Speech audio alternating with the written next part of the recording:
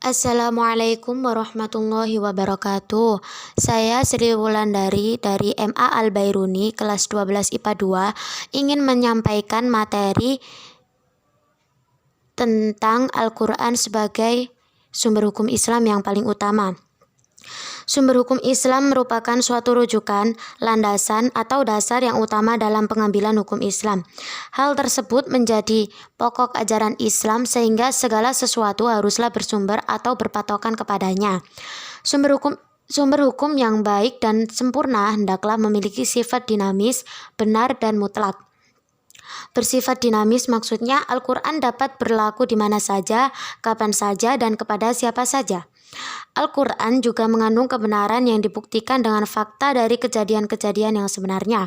Mutlak artinya Al-Quran tidak diragukan lagi kebenarannya, serta tidak akan terbantahkan dengan segala sesuatu apapun.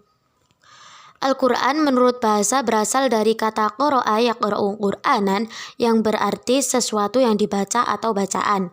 Menurut istilah, Al-Quran adalah kalamullah yang diturunkan kepada Nabi Muhammad SAW melalui malaikat Jibril dalam bahasa Arab yang disampaikan secara mutawatir, ditulis dalam mushaf, dimulai dengan surah Al-Fatihah dan diakhiri dengan surah An-Nas. Dan jika membaca Al-Quran bernilai ibadah. Sebagaimana firman Allah yang berbunyi, A'udzu billahi minasyaitonir rajim.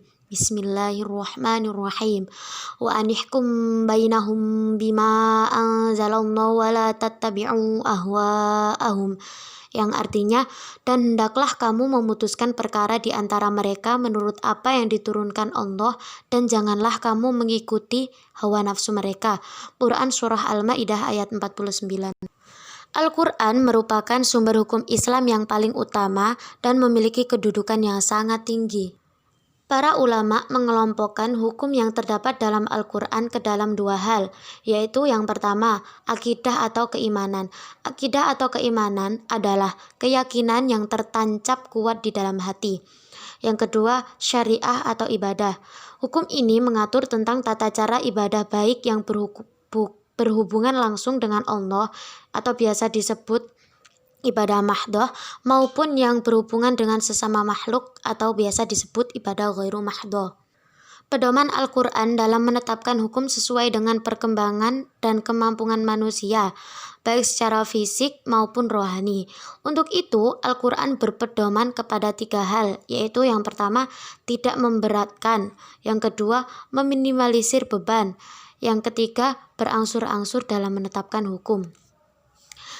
Berikut sedikit materi yang dapat saya sampaikan tentang Al-Quran sebagai sumber hukum Islam yang paling utama.